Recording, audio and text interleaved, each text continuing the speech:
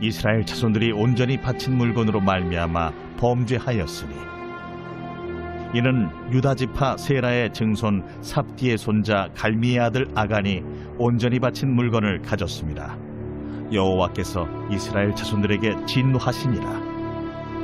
여호수아가 여리고에서 사람을 베델 동쪽 베다웬 곁에 있는 아이로 보내며 그들에게 말하여 이르되 올라가서 그 땅을 정탐하라. 그 사람들이 올라가서 아이를 정탐하고 여호수아에게로 돌아와 그에게 이르되 백성을 다 올라가게 하지 말고 2-3천 명만 올라가서 아이를 치게 하소서. 그들은 소수이니 모든 백성을 그리로 보내어 수고롭게 하지 마소서. 하므로 백성 중 3,000명쯤 그리로 올라갔다가 아이 사람 앞에서 도망하니 아이 사람이 그들을 36명쯤 쳐 죽이고 성문 앞에서부터 스바림까지 쫓아가 내려가는 비탈에서 쳤으므로 백성의 마음이 녹아 물같이 된지라. 여호수아가 옷을 찢고 이스라엘 장로들과 함께 여호와의 궤 앞에서 땅에 엎드려 머리에 티끌을 뒤집어 쓰고 저물도록 있다가 이르되 슬프도소이다 주 여호와여, 어찌하여 이 백성을 인도하여 요단을 건너게 하시고 우리를 아모리 사람의 손에 넘겨 멸망시키려 하셨나이까? 우리가 요단 저쪽을 만족하게 여겨 거주하였다면 좋을 뻔하였나이다. 주여, 이스라엘이 그의 원수들 앞에서 돌아섰으니 내가 무슨 말을 하오리까? 가나안 사람과 이 땅의 모든 사람들이 듣고 우리를 둘러싸고 우리 이름을 세상에서 끊으리니 주의 크신 이름을 위하여 어떻게 하시려 하나이까? 복음 위에서 삶의 길을 함께 걷는 신앙 공동체인 사랑하는 기류의 교회 교우 여러분, 아침을 여는 묵상의 자리에 올라오심에 그리스도의 이름으로 여러분들을 환영하며 축복합니다. 여러분, 인생의 모든 사건에는 원인과 결과가 자리하고 있습니다. 오늘 본문에 기록되어 있는 아이성 전투의 참패도 그러하죠. 여리고성을 정복한 사건은 가나안 족속의 간담을 서늘케 하였을 것입니다. 난공불락의 성을 한 사람의 희생자도 없이 완전 승리한 여리고성 전투는 이스라엘 역사만이 아닌 전 세계의 전쟁 역사 가운데 길이 남을 승리라고 말할 수 있죠. 이제 다음 정복지는 아이성입니다. 여리고성에 비해 상대적으로 작고 그다지 강력한 요새도 아니죠. 이스라엘의 승리가 예견된 듯 합니다. 그런데 이스라엘은 이 전투에서 예상 밖의 패배를 경험합니다. 이스라엘 군사 36명이 사망하죠. 겨우 36명이 죽었는데 무슨 호들갑이냐 반문할 수 있겠지만 그렇지가 않습니다. 36명의 군사들이 죽었지만 아이성 전투에서 패배로 인해 이스라엘 군대들의 사기는 땅에 떨어지고 말았습니다. 이스라엘 군대의 사기가 떨어졌다는 것은 가나안 사람들의 사기가 다시금 충전되었다라는 뜻이 될 수도 있죠. 여리고성의 전투 이후에 급격히 전세가 역전되어 버린 것입니다. 이런 흐름을 바꾸지 못하면 이제 가나안 사람들의 역습과 강력한 저항에 이스라엘이 직면해야 합니다. 보이지 않는 영적인 영역과 눈에 보이는 육적인 영역에서 아이성 함락의 실패는 결코 작은 패배라고 말할 수가 없는 것입니다. 도대체 여리고성보다 작은 아이성에게 왜 실패한 것일까요? 먼저 본문은 1절을 통해 아이성 전투 패배라는 결과에 대한 원인이 어디에서 시작되었는지를 제시합니다. 바로 아간의 이야기 말이죠. 아간이 하나님 앞에 범죄하였습니다. 여리고성 전투에서 불미스러운 사건이 발생했죠. 아간은 모든 전쟁 전리품을 불로 태우거나 거룩한 성소에 바치라는 하나님의 명령을 어기고 그 전리품을 자신의 것으로 취하고 말았습니다. 아간의 이런 행위는 신앙적인 면에서 불신앙이며 제의적인 면에서 하나님을 향한 도전이었죠.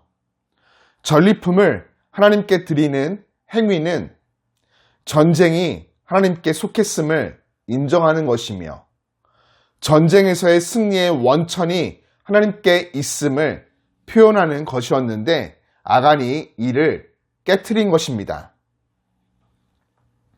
이를 통해 하나님께서 인간의 죄악에 얼마나 심각하게 반응하시는지를 우리는 보게 됩니다. 죄악은 유다 지파에 속한 아간 한 사람이 범했지만 하나님의 진노는 이스라엘 자손 전체에게 향하고 있습니다. 한 사람의 죄악은 자신에게서 시작하여 가까운 관계에 있는 자들에게로 향하며 결국은 공동체 전체에 심각한 결과를 초래합니다. 죄악이 나만에 국한된 사건이 아니라는 것이죠. 개개인은 공동체의 일원이기 때문입니다. 우리는 내가 혹시 아간과 같이 하나님의 주되심을 인정하며 고백하는 일에 거스르는 행동을 하고 있지는 않은가? 하나님의 뜻에 정반대되어 하나님을 대적하며 저항하는 자리에 서 있지는 않은가? 날마다 성령의 조명하심 아래에서 말씀을 통해 스스로를 점검하고 또 점검하며 새롭게 됨을 얻어야 하겠습니다. 다음으로 본문은 3절을 통해 아이성 전투 패배라는 결과에 대한 또 다른 원인을 우리에게 제시합니다.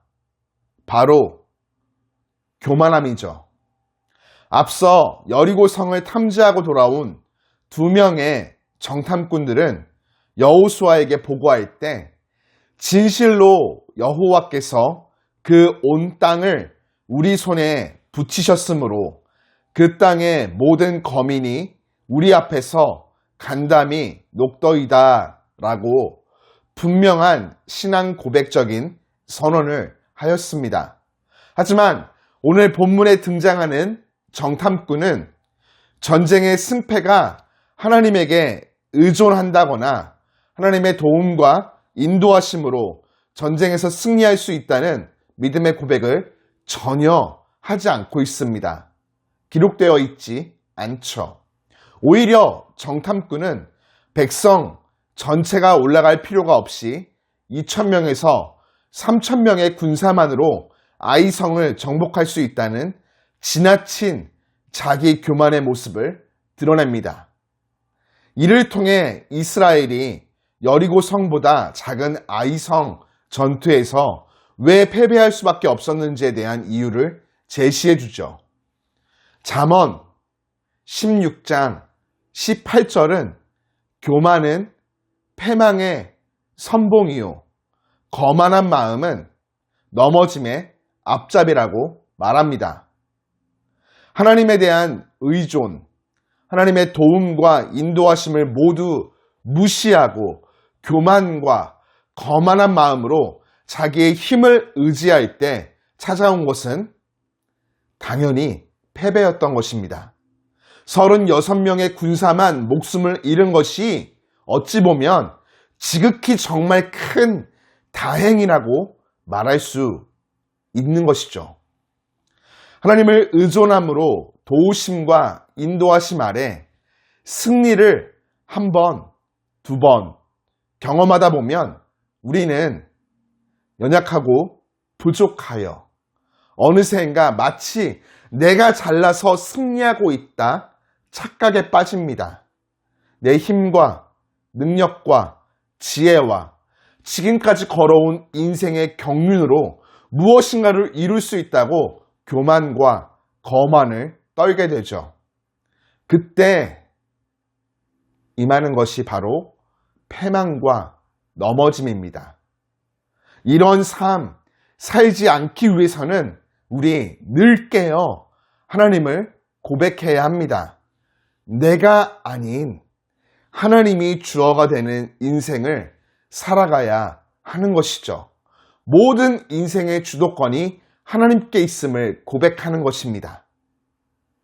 우리에게 귀한 선물로 허락하신 오늘 새날을 살아감에 다양한 모습으로 마주하는 영과 육의 전쟁 앞에 하나님의 주되심을 인정하며 고백하고 하나님의 뜻에 순종하는 자로 서 있기를, 더불어 내 힘과 능력과 지혜와 인생의 경륜을 믿고 의지하는 교만과 거만에 빠지지 않고 내가 아닌 하나님이 내 인생의 주어가 되어 믿음으로 하나님을 온전히 붙잡고 의지하는 자로 살아가 승리를 거두는 하나님 자녀가 되기를 주님의 이름으로 축복하며 응원합니다. 나를 위해 일하시며 새로운 역사를 써내려 가시는 살아계신 하나님, 오늘도 변함없이 새날을 귀한 선물로 허락해 주심에 감사를 드립니다. 복된 날, 나의 모든 일터와 캠퍼스, 내가 서 있는 모든 자리를 축복하여 주옵소서. 나를 보내시는 자리가 하나님께서 나를 세우시는 곳임을 믿사오니 새로운 시작 앞에 열정을 잃어버리지 않고 성실히 맡겨진 일들을 감당할 수 있도록 새 힘을 주시며 친히 붙들어 주옵소서.